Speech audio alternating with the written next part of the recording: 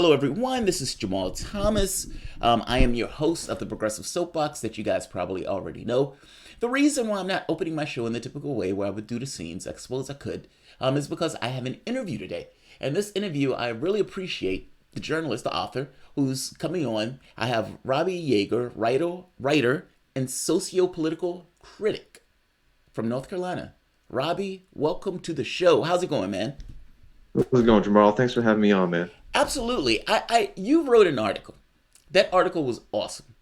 And, not just the article was awesome. I read through the article, and a lot of that stuff in that article I had no idea about. And I was like, wow. Now, part of this article had to do with essentially the structure of TYT in corporate news. And the question becomes, at least the question I asked after reading this article, what does independent media mean if an organization that considers itself to be independent media essentially has the exact same corporate structure and donors that may have somewhat of an outside influence in their donations on something that's supposed to be independent media? What does it mean in that context? And in this, we are talking about the Young Turks. So the article that you wrote is on Medium, and I'm flipping to it now, just in case, because Robbie can't see me because of the way Hangouts has set up. Hangouts has gone away. And so we have to find different ways to do interviews. The way that I found was essentially using OBS to create a split screen. And so it works. In fact, it works a bit better than their Hangout was. The Ideological Failure of the Young Turks by Robbie Yeager. And there's some things that are highlighted in this article. But basically, I'm going to send it over to you, Robbie. What is the basics of this article, and what is the basic what is the basic thing in this article that you are trying to get across? Well, so I guess maybe the point of the article was to kind of portray the fact that while TYT likes to claim or say that they are a independent news outlet, and for a long time that might have been true, the fact of the matter is that they are actually hypocritical in their philosophy in doing so, and a lot of it has to stem back with their rhetoric on the not taking, getting the money out of politics. And, a lot of people were asking me, well, if their content hadn't changed, then how could they be deemed hypocritical? And to that, I would just say that the hypocriticalness of them, the hypocrisy, pretty much started before they took the money. And I am arguing in the article that the reason why their message did kind of start to creep towards the establishment side after the end of the primary in 2016, probably a reason why Katzenberg and the others felt their money was safe there.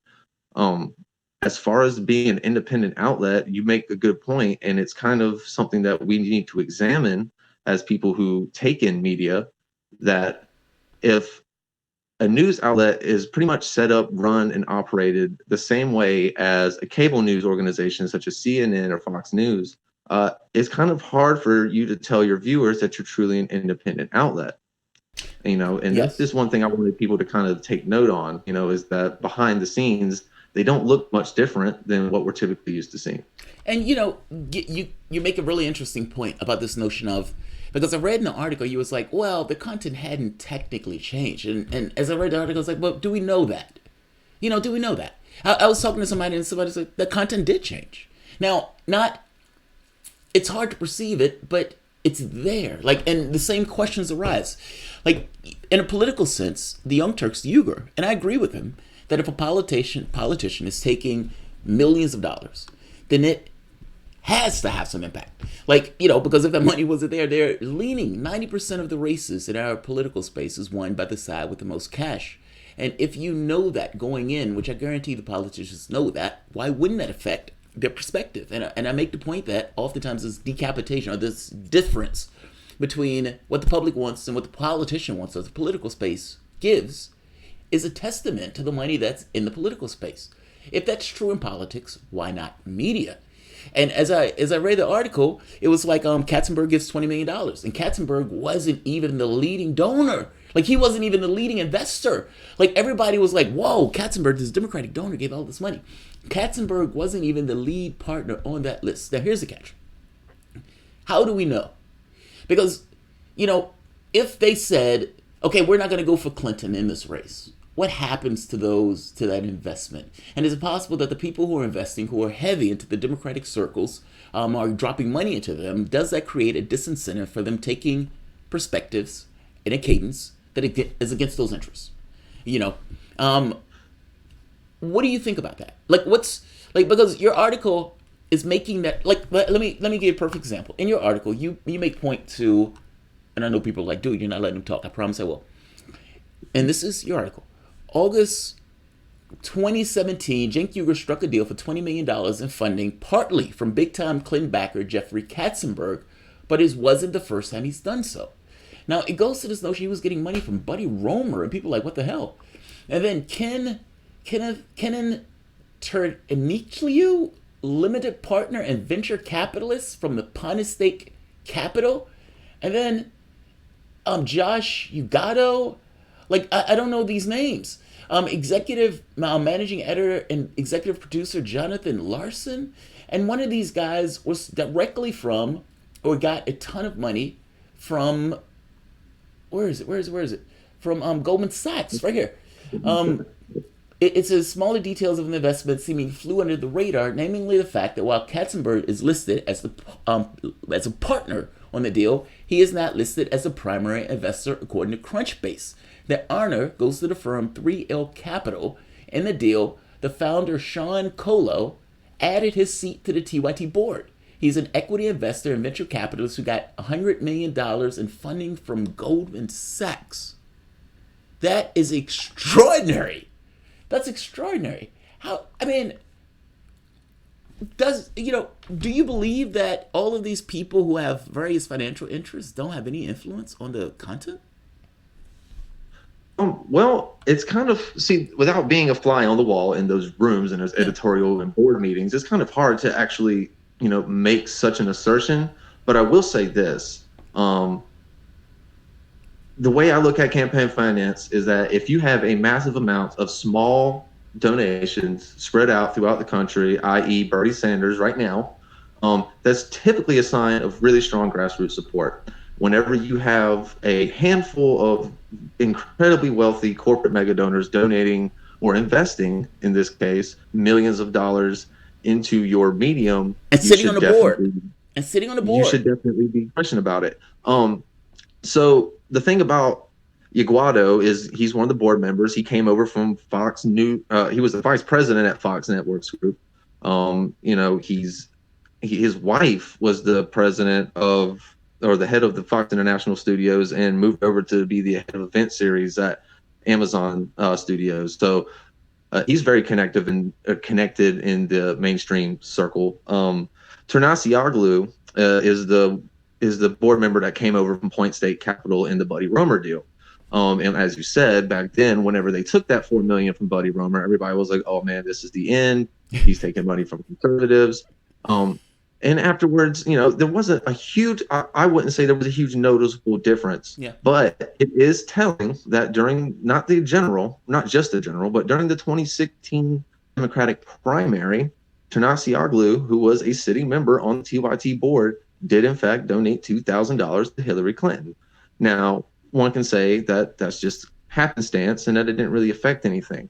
But my point is that at the highest levels of this organization, it doesn't seem to be a strong sense of putting their money where their mouth is. Now, when it comes to Katzenberg, we all know the story about Katzenberg and the millions he's invested in Hillary Clinton. And a little side note on him, he's got a short form multimedia project in the works that's got $1 billion in investments from just about every major Hollywood studio. And I wouldn't be surprised if TYT wound up on that platform in 2020, but that's just a side note. But after Katzenberg, the partner on the deal, his name was Sean Colo, and he was the founder of, at the time, a brand new venture capitalist firm called 3L Capital, which got its start from Colo's investment from Goldman Sachs to start a previous business called Demand Media, which later turned into Leaf Group. Now, it's not just, I couldn't find in my research any records of him personally making donations. And a lot of these higher ups, executives, especially public figures, are smart enough to make these donations through back channels, if at all. But in his case, it's kind of, again, goes back to my point about them being slightly hypocritical in their message when it comes to the fact that they rallied against big banks and big industry for years and years. And then they accepted millions of dollars from someone who made their fortune off of Goldman Sachs's money. Yeah. It just seems like there's a confusion in the message there at the very least. And when it comes to influence, my biggest thing about this would be like, TYT is not a music streaming app. They are not just a time wasting game. They are a news outlet. They travel, or they disseminate information. They tell you the news. They reach millions of people every single day. Yes. It would make a whole lot of sense as to why these corporate donors would want to get their hands on that, especially in the fact that their base is increasingly millennial, and Bernie Sanders crushed Hillary Clinton in the millennial vote in the 2016 primary. There's a million reasons why they'd want to make that investment. And it makes sense. I mean, it makes all the sense in the world. I mean, I remember Donna Brazile, having this conversation with TYT. It seems like they were trying to ingratiate themselves to this particular section of the electorate. And if you needed to get influence in that particular section of the electorate, TYT would be the first place to go to. I mean, you have a major media outlet reaching, 4 million subscribers. If I am fantastically wealthy and I need to somehow ingratiate myself to a certain part of the electorate, not that I can get them to do everything. I have no expectation of that. Right. They can't use credibility outright. But does that mean supporting Warren? Maybe.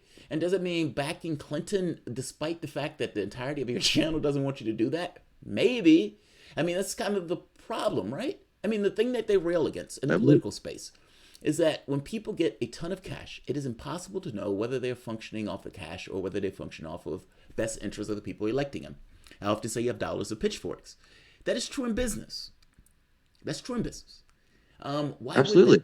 Why wouldn't that be true in this space? And it makes all the sense in the world for it to be true. You go into your article about the donations that the people who are supporting these guys and on the boards are making, which I would argue the donations give a good idea on who they want and who they're supporting. Could you go into that a little bit? Because the people who have been giving them millions of dollars or who are sitting on their boards have certain investment choices. Let's talk about that for a moment. Well, I would say that obviously, I couldn't find any really investment records for a couple of the members of the board. Like, again, Tanasioglu has an interesting donation record. Again, he donated $3,000 to HRC in the 2016 primary. 2,000 of that was in the primary, 1,000 in the general. He also donated $2,700 to John Kasich that year, and over $10,000 to Cenk Uygur's Wolfpack. Mm-hmm. So that's an entirely different discussion for another day. Honestly, when it comes to Wolfpack. Yeah. Katzenberg, obviously, $1 million to Hillary, $1 million to Priority USA. DreamWorks is, the company that he is the CEO of. Just in that year alone, just in 2018 alone, DreamWorks employees donated almost $20,000 to Warren, $18,000 to Timothy Kane, Amy Klobuchar, Ted Lieu, Adam Schiff, Beto O'Rourke, Jerry Nadler. They're all getting substantial donations from DreamWorks and Katzenberg himself. Graycroft. That brings me to, we were getting through the board members, and there was another investor on that deal and didn't get a board seat, but it's an interesting name that I feel like is worth going into, and that's the Graycroft Partners, which is founded by a man named Alan Patrikoff. Some people may or may not know who he is. He was a mega financier and fundraiser for Bill Clinton during his days in the White House, even stayed the night there multiple times. And later on, he became the national finance chairman for Hillary Clinton in both her 2008 and 2016 campaigns. So massive financial ties there. In 2016, he donated $62,000 to Hillary Clinton, and his employees donated about the same. So let me interject for a moment. If you were Cenk Uygur, Hillary Clinton is running against Trump in an election, meaning from the primaries, that was horrendous. I mean, if you're a Sanders supporter, you didn't leave out there with good feelings. And even Clinton supporters didn't leave out with good feelings because they were like, that Sanders shouldn't have been in the race. Like, nobody left out that process feeling great. But if you're Cenk Uygur, when you make that video coming out telling people to vote for Clinton, this is the problem. This is the problem with this. This is the problem with this. Like, it's hard to, if it's independent media, the whole point of independent media is we're independent. There's no ties on us. There's no strings on us. We can get out here. We can tell you what we believe.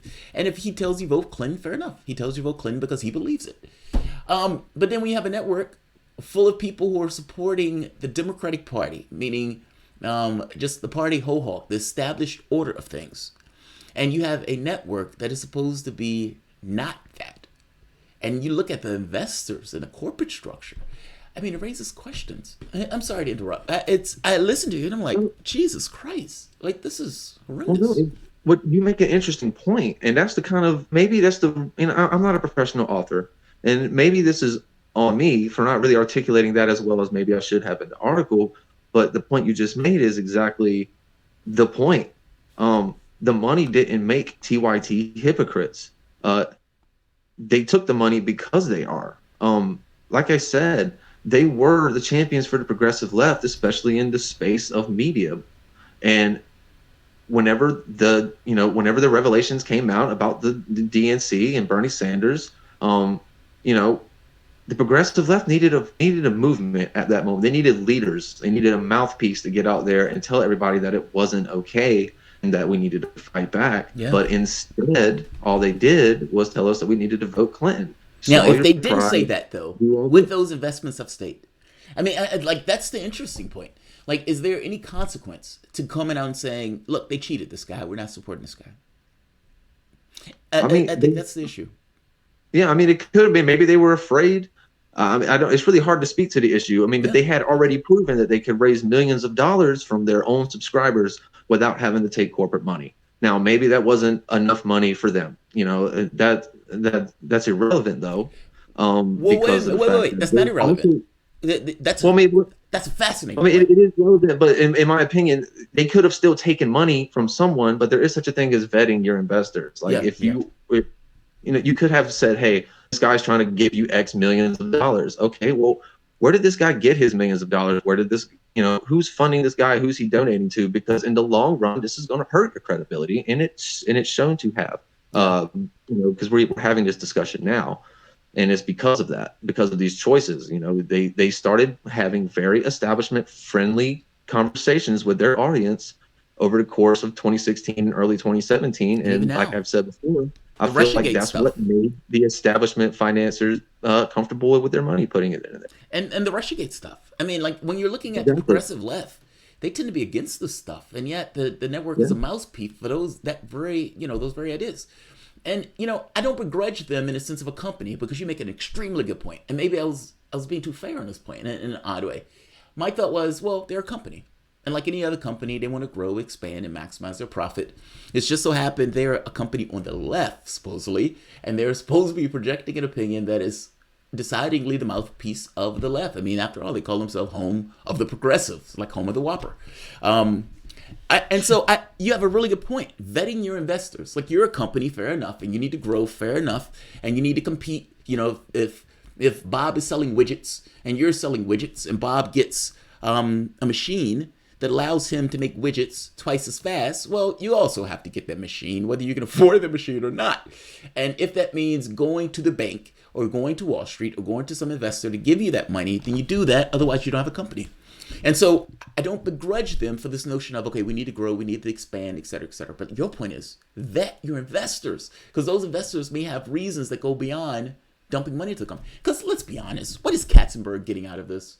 Like, is TYT going to be magnificently profitable, where these investors are going to be able to make a ton of money? Or is there a better reason for these guys to invest that goes entirely beyond just the money that they're putting in? And that's where I'm at. And I suspect reading your article as somewhat of a current that runs through that article is that question that we can't answer. You know what I mean? Absolutely. It's like, I can't say, yes, that's absolutely true, because this is what I know. I don't live behind the scenes. By the same token, the argument that TYT has decidedly made from the time that they were created was just that argument that runs through your article. It's like the moment that these guys put money in it, they have a tether. And I don't begrudge them for saying, okay, we want to grow and all this other stuff. But your point is, vet your investors. Vet your investors. God, that's a good point, Robbie. That's a really good point. Yeah, and like I said, the biggest thing about this for me is just, if anybody gets anything from the article that I wrote, or anything that I do, it's just the fact that we need to ask these questions. The news does not stop and start with the anchor sitting behind a desk. There are people behind the scenes. You need to look who employed these people, who those people donate their money to. Information media is not something that you invest into to necessarily turn a huge profit. It is something that you invest into to gain access and to gain promotion techniques and to gain influence. And you use those influences over the viewers, which in our cases is us. And we need to pay attention to these things because they do influence messages and they do influence our outlook. And, we need to pay attention. And that's just the point I'm trying to get across is that, whenever somebody calls themselves independent or says something like that, you really need to pay attention to what they're trying to say. Robbie, man, that is such a good point. And I said that's such a good point because I make that point continuously. That is such a good point. Like, look, I often make this argument that these guys are billionaires paid by millionaires, and that's for mainstream media. In the sense of independent media, that tends to not be true because, independent media is always begging for money because they're always not having that cash. Because let's be honest, lefties are not necessarily functioning at this idea of cash. They're usually functioning with this notion of people matter more than cash, and in which case, nobody is dumping money into the situation because there's no way to make money out of it. And so when they do, you raise questions of like, whoa, why are they doing that? Why are they doing that? I don't begrudge it. Don't misunderstand me. The Intercept, for the most part, does good work most of the time. There are problems associated with the three people who got arrested for dumping for those articles, meaning the Intercept needs to do something about their processes that not allow people to get arrested after they give them that information in private. But millionaire or billionaire invested in them in order to get them up and running. They've done great work, Glenn Greenwald. So it's not, a flat fact that something is always nefarious and everything else. But by the same token, those questions should be asked, especially when it's pro-establishment perspectives that seems to be espoused. Like, you would roughly have a hard time seeing a difference between MSNBC and the Young Turks today. I don't know if that's because Trump's in office or what, but those are good questions to ask. Now, one thing in the article I disagree with you on. Emma, big fun. So I've had my issues with Emma and some of the stuff that she said sometimes. Some of the attacks on Tulsi Gabbard seem grossly unfair. And, when she made this thing about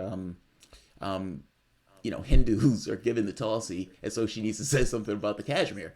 I think Tulsi should say something about Kashmir. I think every candidate should say something about Kashmir because I think it's interesting. And I even think Tulsi's perspective on it may be more interesting, but not because she's getting money from Hindus. You know what I mean? Like, so I have issues in the way that Emma sometimes puts that out. What was your main issue with Emma in this article? Well, I was trying to find, and this went through the question. No, her programming changed, right? So I needed to take a look at the on-air talent. And Emma is a complex figure. I do also have a lot of problems with just really the biggest problem I had with her is really maintaining her position with the anti-LGBT critique of Tulsi Gabbard. Yeah, that's not fair at this point. It is not fair, and the reason why I say that is because yes, Tulsi Gabbard was raised in an ultra-conservative household with she had an extremist father. I mean, there's no other really way to put that. And so was Emma. But that's just the point, though. The whole thing about it for me was that Emma's point about Tulsi, and it's not just Emma that's making this point. Let's be fair. There's lots of people that are making this point that she is anti-LGBT because of her upbringing, and that it supposes that someone can't rise above that upbringing when Tulsi Gabbard's voting record on the issues are the complete opposite of the story that's being told. Agreed. So as I found it interesting, and in the interest of hypocrisy, I felt it was relevant. Oh, I see. I went out of my way. I'm not trying to dox anybody. I'm not trying to get anybody harassed. Okay. That's number one. No, wait. Just to be clear, I didn't take that from the article at all. I took it Okay. as Okay. Well, no, I'm not saying that. yeah, I mean, I just want to, in dealing with sensitive information, and it was veering into private persons instead of public. yeah, Uh, so I just wanted to make sure I took the appropriate steps. But I did want to say that for all of the posturing that she does about, supposedly somebody just being stuck in their ways from the way they were born, if we applied the same set of rules to Emma Vigeland, then we would have to look at her as an establishment princess, yeah. for lack of better words. Which I don't, which in like again, I don't think that that's necessarily fair. But the point is, right? I mean, if you're going to base assumptions based off of somebody's upbringing, then when it comes back around on you, again, we need to take these things into account whenever we need to know who's telling us our news. Yes, I agree. I mean, But does that make sense? I'm not saying you need to go find out everybody's relatives all the time, but when we're out here making pretty big accusations and calling somebody, anti-LGBT is pretty stiff accusation. If I were to get on the internet calling you or you doing it to me, you have a reputation that could be harmed by that. yeah, I agree with that. And So they were slandering go Tulsi ahead. as soon as she got into the race. I mean, they were going after her whole hog, and calling her anti-LGBT just seems like a smear and a slur. And I often wonder, And like, where is that coming from? The woman has literally over and over and over again, she's done nothing in her time in office to get across any notion of LGBT stuff, anti-LGBT stuff, and yet they smear her with it constantly. I get your point. It's like, look, if you're going to say that Tulsi can't rise above her upbringing, then the same rule is true for you. Both are similar. that's pretty. Yeah. Yeah, I mean that's pretty much the pace. It was just the fact that, hey, let's slap a little bit of reality check against what we're talking about here. Let's dump some cold water on this notion that Emma Vigeland is somehow the mouthpiece all by herself for what is and what is not progressive. You know, and it rubbed me the wrong way when she did it. And as in the course of my research, I found some pretty amazing things about her. Like I said, so I felt like in the interest of kind of pointing out the narrative of hypocrisy that runs through TYT, both from the executive level, and it's starting to leach into the on-air talent as well. And like I said, I've used that as an example because to me it was an amazing example. Yeah. Yeah. I mean, if anything, I learned more about who is actually working there. I mean, exactly where they come from, their story, and that'll tell you a lot about the people that are disseminating this information to you. It absolutely matters. It's interesting. When Jordan was running the channel, Jordan was running TYT Politics. And, he would do stories about Baltimore. He would do stories about protests. It was progressive media. I mean, it literally was in real terms.